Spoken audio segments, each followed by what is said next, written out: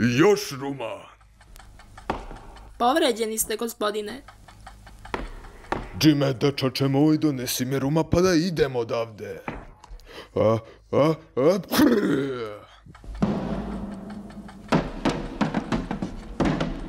Doktore, brzo. Zdravo živo, ja sam doktor Livesey, da. U čemu je problem? Doktor Livesey, veoma dobra i razdragana osoba. Karakter ekstrovertan, neoženjen. Doktore, pomoć, kapetan je povređen. Povređen? Gluposti. Samo je imao šlog zbog svoje ljubavi prema rumu. U redu.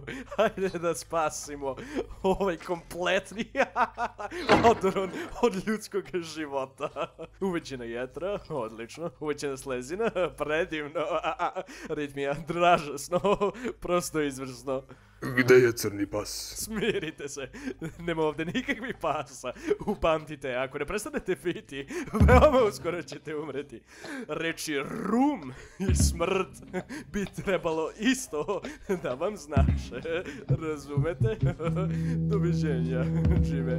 Doviđenja, dečače moji.